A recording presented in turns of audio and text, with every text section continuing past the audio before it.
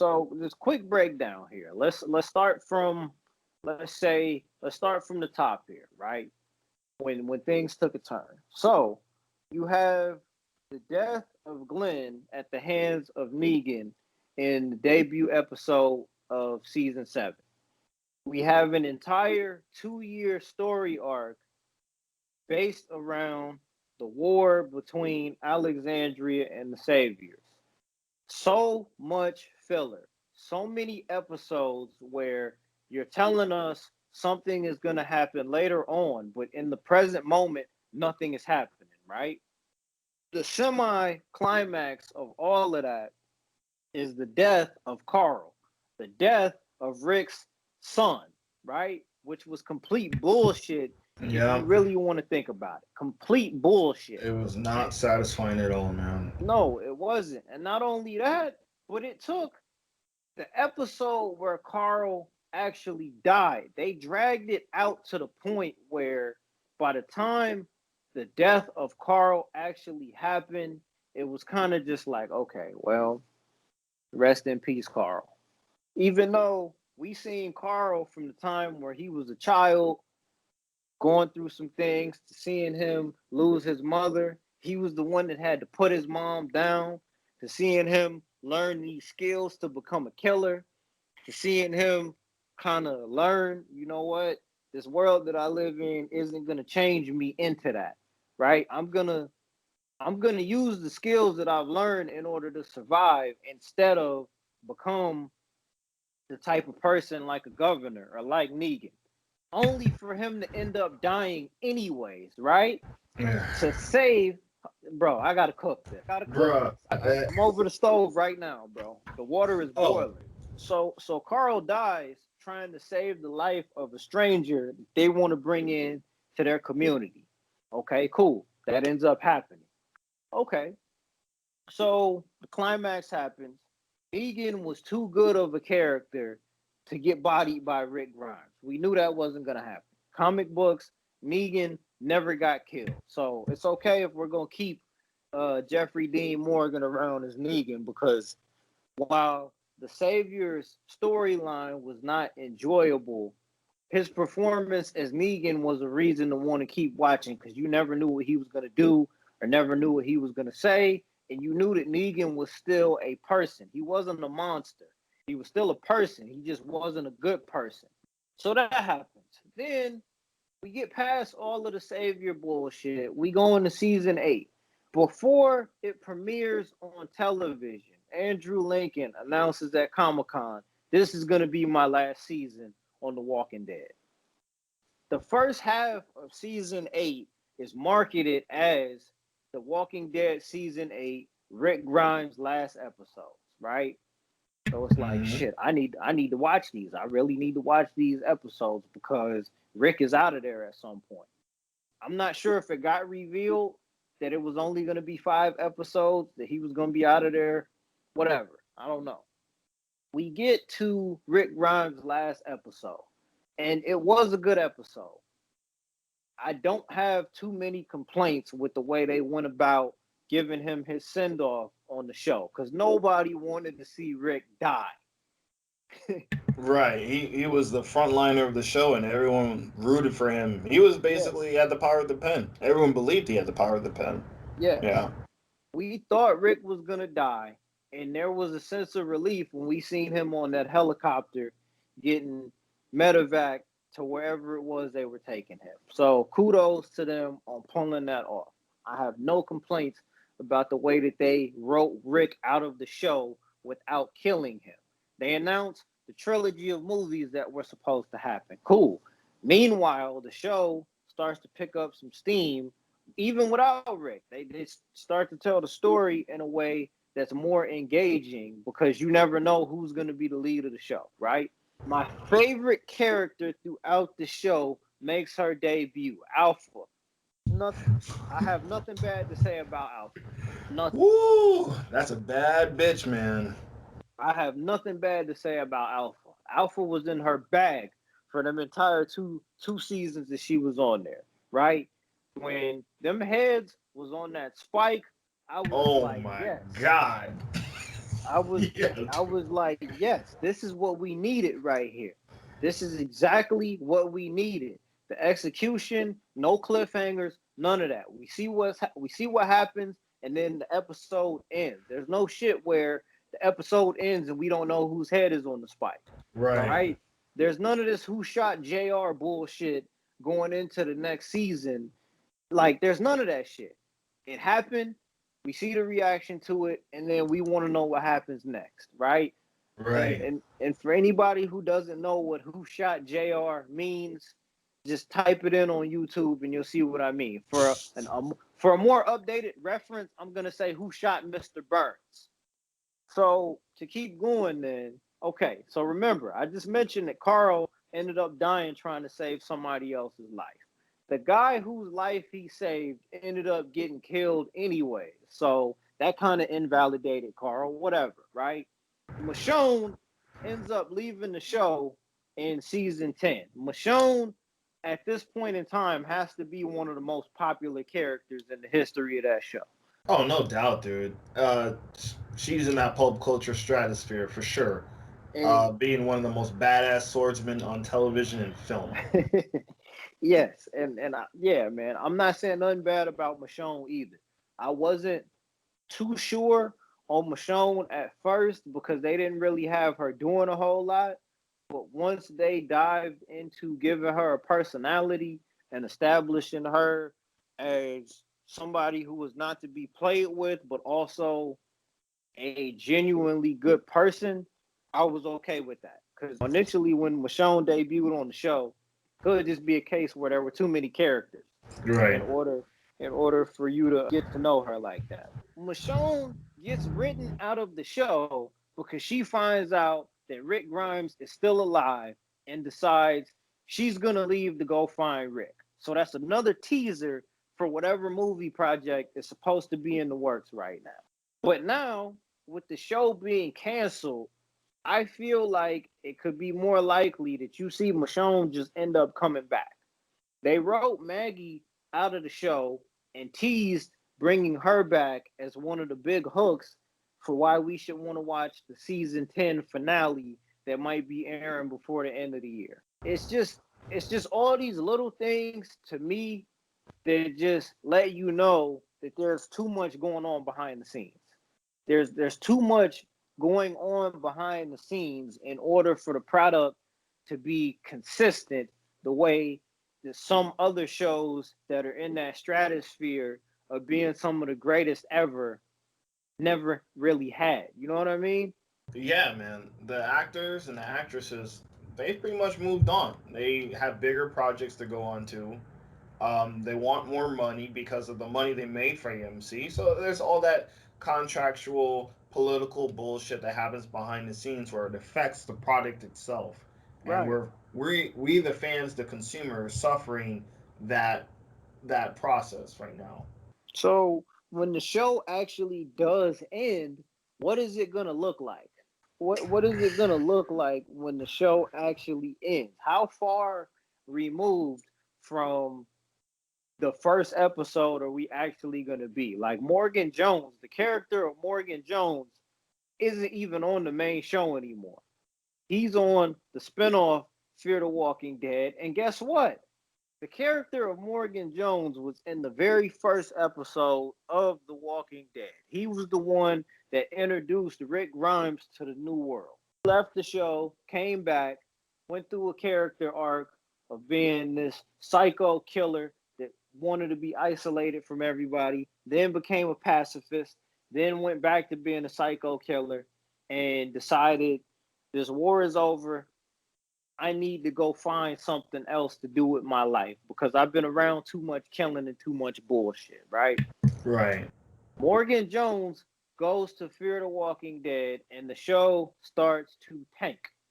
Mm. Last season of Fear the Walking Dead ended on a cliffhanger where Morgan Jones gets shot in the chest and then ends up being surrounded by walkers. And at the end of the season, you don't know if he's dead or alive.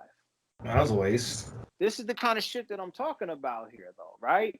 So Right. you have a mainline character going to a spinoff that was never supposed to interact with the main show, but the driving storyline, the cliffhanger built around the end of that season is around a character who debuted on a different show. Oh man, you can't make this shit up, folks. No, not at all. And with that being said, like you were saying, I would rather show up to the party late and leave the party a little bit early than be the last one to leave the party. And in this instance, The Walking Dead as a property is a result of staying at the party for too long. For sure, dude. You mention it to anybody, and they're just like they roll your eyes at you. They're like, "That show's still going on." They're just too late. They're just too late for the a season-ending finale, and it's honestly it should have happened years ago. I'd probably Yep. say, but damn, we wouldn't have gotten Alpha and Beta and the Whispers, and that shit was whew. That Well, shit's crazy. But I agree. I yeah, agree with that. it's a hard pill to swallow Yeah, because yeah. either that or they should have got to it sooner. Yeah, they should have got to it sooner. Cut out some of the filler. The Negan didn't need 2 seasons, man. The Saviors didn't need 2 seasons, bro. There too much overexposure. Where the tension was even gone because Negan was not even going to kill him anymore. It was just like he's going to tease it and he's not going to do shit about it. And that's Yep. what he did for pretty much a season and a half until the ending. Yeah, it sucks. It's a shame. I mean, is it gonna really? I don't think there can be even if it was a bad final season. I don't think it's really gonna change like the legacy of the show because for the most part, most people have jumped off the ship anyway. It's not like Game of Right. Thrones where they had fire after fire after fire, hit after hit, and Mm-hmm. then all of a sudden the last season it sucked and it tanked and it kind of skewed the image of the show. The Right. image of the show is already skewed. It's already done. You know what I'm saying? So this Mm-hmm. last 2 seasons can be horrible, and Right. for the most part, most people are just gonna remember the first 3 or 4 seasons and the highlights of that. Last word on this is that with all of that being said, I do feel as though it will end with some quality. I don't feel like it's gonna be a unsatisfactory ending, but whatever plan that they had, it's clear that there was never a plan set in motion for how this thing was gonna end. Clearly, there was never a set time frame with what it was they wanted to end on. Otherwise, I don't think it would have lasted 11 seasons. For all the listeners out there, let us know what you think. Comment below, like and subscribe if you like the content. Peace.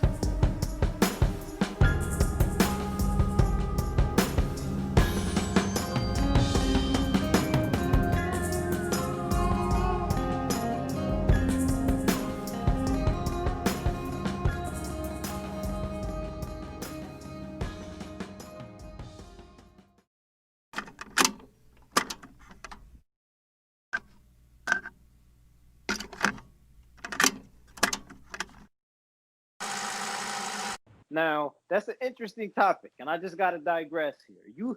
Okay? Oh man, I'm, Oh, I'm we. so glad that we're on All this right. topic. We. This is a segue.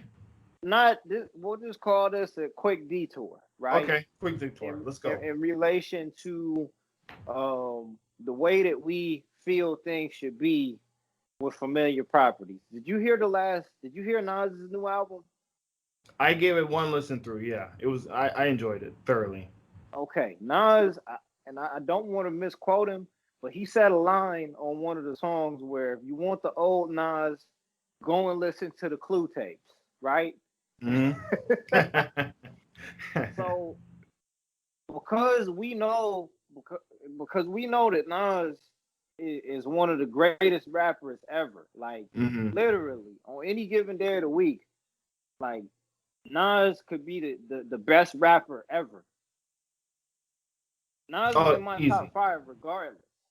Same here, man. Same here.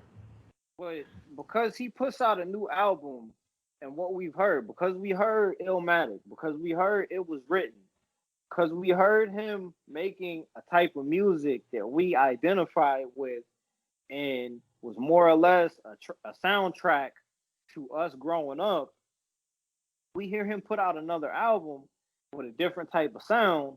Oh man, damn. You hear that? No, you're good, man. Oh man, I gotta walk over to the other side of the room. No, no, Well, no, you're because good, dude. I'll switch. I gotta switch. I'm gonna switch sides anyway on my recording. I all think right. there's too much background noise on my end too. But Well, because we get accustomed to a certain type of sound, mm, when that comes out, we instantly feel like, oh man, this ain't the Nas that we grew up with. The same way you get people saying, oh, that's not my Batman. right. That's not my X Men.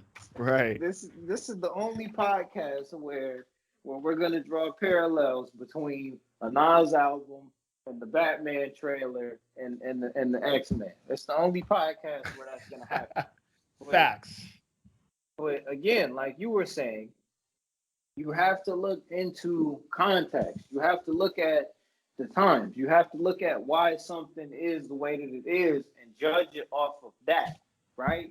You did not enjoy The Last Jedi at all, right? Right. But that's because you didn't enjoy it because you didn't feel that it was a good movie. Yeah, I didn't feel like it was a standard good film. Right. Taking everything else into account, you didn't say you didn't like Star Wars because, oh, this is there's a female protagonist and blah blah blah, and Kylo Ren is trying to be Darth Vader and blah all of that bullshit, right? Right. You didn't enjoy The Last Jedi because you viewed it on its own merit and didn't enjoy it as a movie. Yeah. Yeah. You didn't, yeah.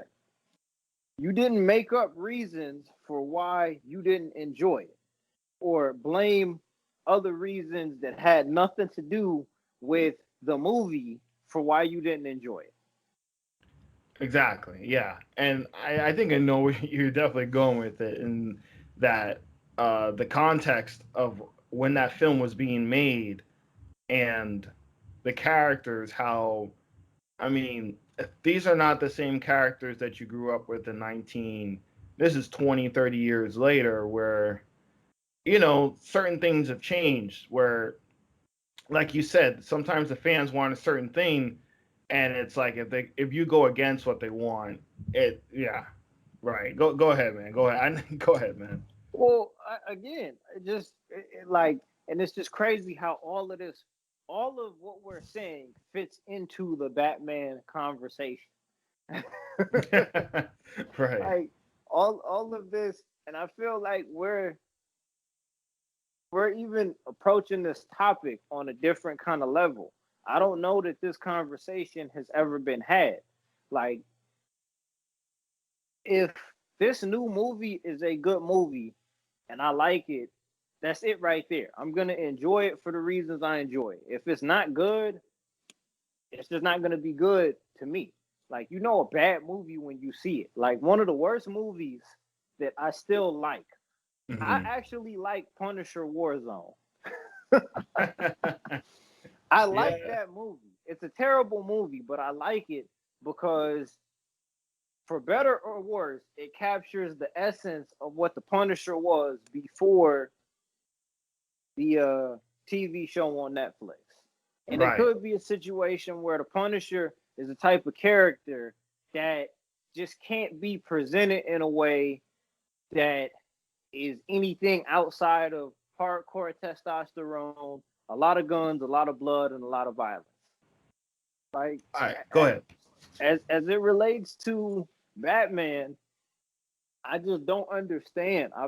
And maybe you could provide some insight to this. Do you think that because of the popularity of the character and the fact that that character has been around for so long, that um the fan base now feels as though they have impact, or the way that they feel has an effect on actual decisions as to how things are carried out? I think so. I think that the fans feel like with the Batman audience, there's definitely a status quo to be held. Like, I mean, we'll go back to the trailer. A lot of people didn't resonate with the trailer until he did that Mortal Kombat brutality on that one Joker thug and said, "I am vengeance." So there's that fantasy of he has to kick ass. He But you're gonna has get to. that anyways, though. Right, right. But they weren't feeling it based on the merit that it could be a great story, based on the merit that he's a newbie. They had to see Batman whoop someone's ass in that trailer to solidify that this is Batman. You know what I'm saying? So I definitely feel like the fans feel like they're entitled to an experience where Batman has to have some check marks on the list for them, meaning he has to whip some ass, he can't be compromising, he has to basically be what they want in real life, He but in the has to be fantasy. growling and He's saying got to be he has to be growling. growling. Yeah, yeah, I heard some complaints about his Robert Pattinson's "I'm Vengeance" line. Some saying it wasn't growly enough. Some saying he delivered the line well, but there's still complaints about that he's not growly and burly and masculine enough. You know what I'm saying? So there is a fantasy play here when it comes to the reader or to the fan where they live vicariously through these characters, and if Keep they're going, not keep going. if they're not getting the W, if they don't feel like they're getting the W, they're not going to get that mental W in their minds when they live through these characters. You know what I'm saying? Like, Hmm. so I do feel like the fans feel like they are entitled to definitely some standards of Batman. I mean, Ben Affleck to me was kind of a misfire, not in terms of his part, but just on overall direction. But he has Yep. his dedicated fans because he's masculine, he's got the jaw, and he whooped some hella ass in that warehouse scene. He did. That was a really well done action sequence. You know what I'm saying? The jaw, the jaw. He got jaw, bro. He got that comic book jaw, man. Uh, so yeah, man, the fans are definitely entitled. So even with was it Catwoman, they were kind of like, oh, I don't know if Zoe Kravitz can do it because skin Because color what? Okay. or whatever. You know what I'm saying? Like, oh, I'm not sure she's capable because they're so accustomed to a white Catwoman that they forgot the one that Eartha Kitt did many years ago. You know what I'm saying? And what she brought to the table with the character. Right. And Uh, don't get me wrong, yeah. Michelle Pfeiffer. Oh man, Michelle Pfeiffer did her thing Oh in yeah, yeah. Batman Returns. She Oh yeah. did.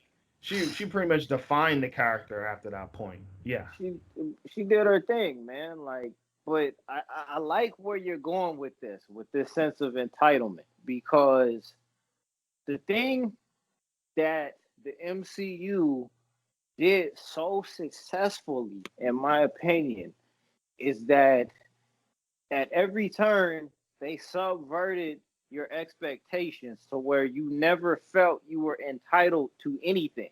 Mm. At Right. no point in time did you ever feel as though you were entitled to anything, because everything that they presented to you was the first time you were seeing it. Mm. No Yeah. one, unless you were really a hardcore comic book guy, I never heard anyone say that's not my Thanos. You're right. That's not my Iron Man.